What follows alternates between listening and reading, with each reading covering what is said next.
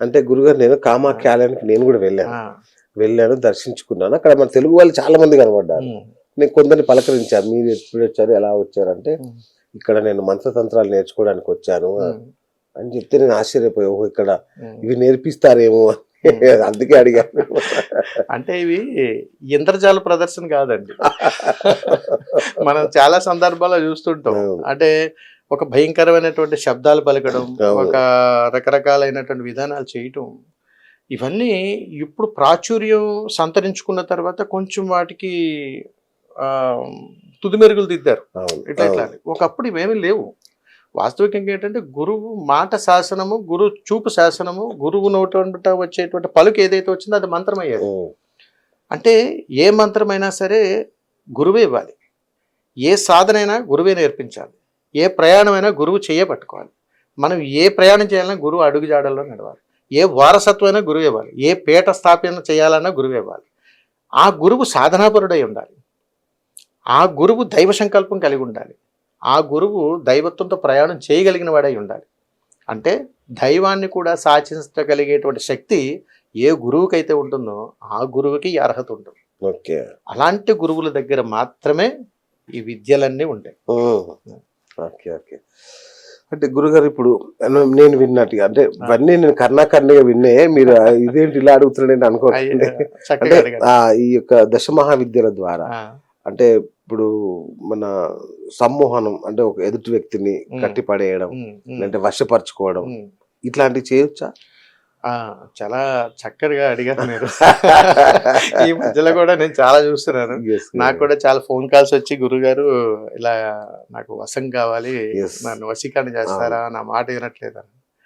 మేము చాలా హాస్యాస్పదంగా ఉంటాయి. పుస్తకాల్లో వచ్చినటువంటి ప్రచురించబడినటువంటి కొన్ని వ్యాపార లబ్ధుల కోసం, పక్కదారి పట్టించుకోవడం కోసం, అధికంగా అమ్ముడుపోవడం కోసం రకరకాల సూచనలతో రాసినటువంటి పుస్తకాలు చాలా ఉన్నాయి. కార్యాచరణలోకి వస్తే సాధనతో కూడుకున్నటువంటి విద్యలో కొంతవరకు ఉంటాయి. ఈ కొంతవరకు ఏంటంటే సమ్మోహన విద్యలో మీరు చెప్పినట్టుగా ఏంటంటే వశపరుచుకోవటం. దేవతను వశపరుచుకోవాలంటే ఏం కావాలి? భక్తి కావాలి, మనస్సంకల్పం కావాలి. సంకల్పం, రైట్. బాహ్యానికి సంబంధించింది కాదు, మనసుకు సంబంధించిన ప్రయాణం కావాలి. ఇందులో మీరు అడిగినటువంటి విధానాలు ఈ దశమహావిద్యలను ఉపయోగించి ఏదైనా వశం చేసేసుకోవచ్చా? ఇది అబద్ధం.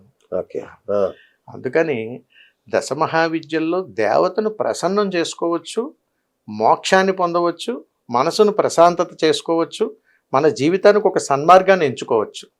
ఇందులో ఉన్నటువంటి కొన్ని అభిరుచుల్లో కొంతమంది దేవతను వశం చేసుకోవడం కోసం రకరకాల విశ్వ ప్రయత్నాలు చేస్తుంటారు. అంటే అక్కడ దాకా అవకాశం వచ్చి అవకాశం చేజారిపోయి పక్క వాళ్ళకి వెళ్ళిపోతే యువతల వాడు ఎలాగైతే ఉగ్రస్వరూపాన్ని దాల్చి ఏదో రకంగా దాన్ని దక్కించుకోవాలని ప్రయత్నం చేస్తారు చూసారా, వాటిలోంచి పుట్టుకొచ్చినాయి ఇప్పుడు మీరు అడిగినవి.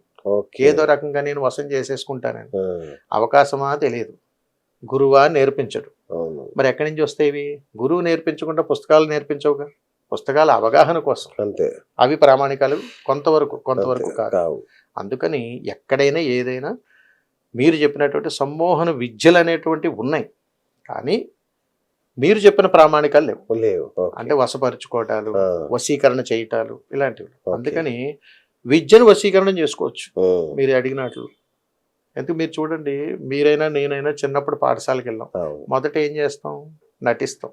తర్వాత అలవాటు అవుద్ది, ఆ తర్వాత అదే జీవితం అవుతుంది. అందుకని మనం చిన్నప్పటి నుంచే చదువుతూ యాక్టింగ్ చేస్తూ మొదలయ్యి చివరాఖరు నిజంగా చదివేటువంటి దీన్ని సన్మార్గంలో చివరాఖరి దాకా నటిస్తూనే ఉంటే ఈ రోజుకి స్థిరత్వం లేని వాళ్ళు ఉన్నారు.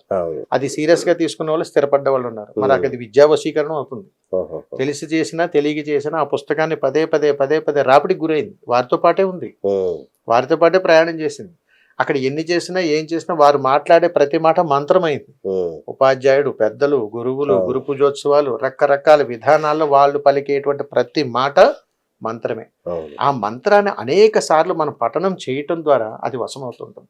అది ఏదైనా కావచ్చు.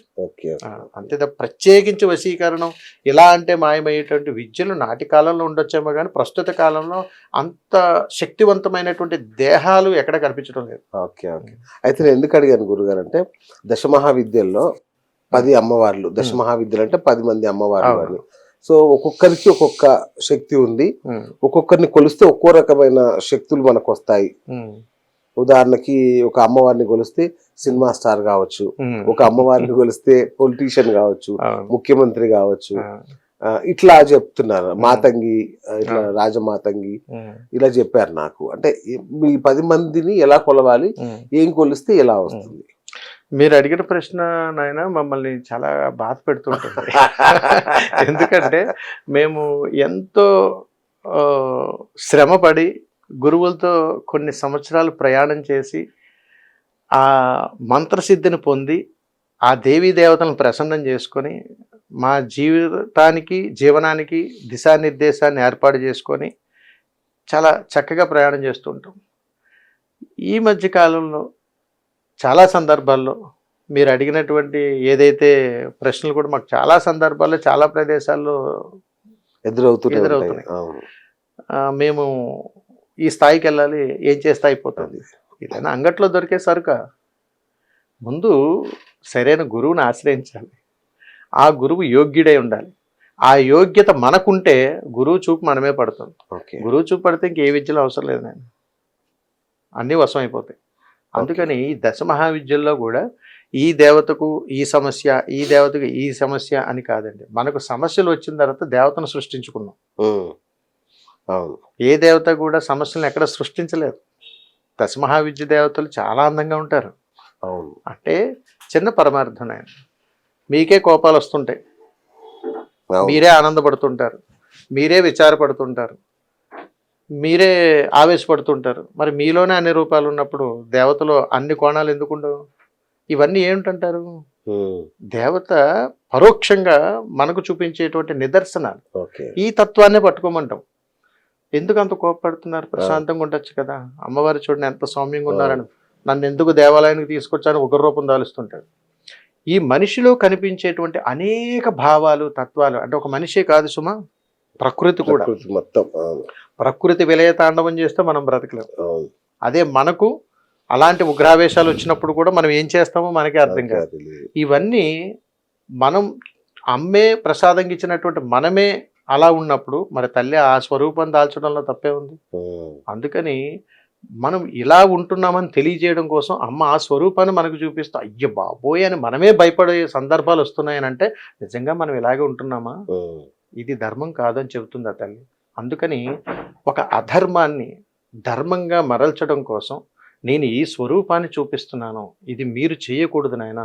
నేను ఎప్పుడు శాంతంగానే ఉంటాను, మీరు శాంతంగానే ఉండాలి. మీరు ఎప్పుడు ప్రశాంతమైనటువంటి మనసుతో నన్ను చూడండి. నేను ఎంత ఉగ్రావేశంతో ఉన్నా చాలా శాంతంగానే మీకు దర్శనాన్ని ఇస్తానని చెబుతుంది. అందుకని దశ మహావిద్యల్లో అమ్మవారు ఎప్పుడూ కూడా చాలా ప్రశాంతంగా, సౌమ్యంగా, అందంగానే కనిపిస్తారు. అందుకని అమ్మను ఏ వరం అడిగినా ఇస్తుంది. అంతే తప్ప మనం ఈ రూపాలు ఎందుకు, అంటే ఈ దశ మార్గాలు ఎందుకు అండి? దశ మార్గాలు అంటే సామవేద దండోపాయాలు. ఒక సమస్యను ఛేదించాలనన్నా, ఒక ధర్మాన్ని మనకి ఇవ్వాలనన్నా, ఇప్పుడు మీరే అన్నారు సనాతన ధర్మాన్ని పరీక్షించాలంటే కొంతమంది ప్రవచనకర్తల రూపంలో కొంతమంది, విద్వాంసుల్లో కొంతమంది, ధర్నాలు కొంతమంది, యాగాల యజ్ఞాల్లో కొంతమంది, ఎలాగైతే ధర్మాన్ని పరిరక్షిస్తున్నారు ఈ సమస్త విశ్వంలోనూ కూడా సమస్త మానవాళికి కూడా లోకా సమస్త సుఖినో భవంతు అన్నట్టుగా ఈ దశ మహావిద్యల్లో ఉన్నటువంటి అమ్మవారు అనేక రూపాల్లో ఒకే ధర్మాన్ని చూపించారు. ఆ ధర్మం ఆరాధన, ఆ ధర్మం పూజా పునస్కారాలు, ఆ ధర్మమే సనాతన ధర్మం. అందులో ఉన్నటువంటి అనేక విద్యల్లో శివతత్వం, అమ్మతత్వం, ఇవన్నీ కూడా మనకు బోధపడేటట్లుగా చూపిస్తుంటారు. ఇవన్నీ తల్లిలో ఉన్నటువంటి ఆ తత్వాన్ని, ఆ జ్ఞానాన్ని గురువు చెప్తేనే తెలుస్తుంది. గురువు లేకుండా మన స్వతహాగా చదువుకొని అవపోషణ పట్టి మనం ఏది మాట్లాడాలని అనుకున్నా నేత్రాలతో చూడలేం.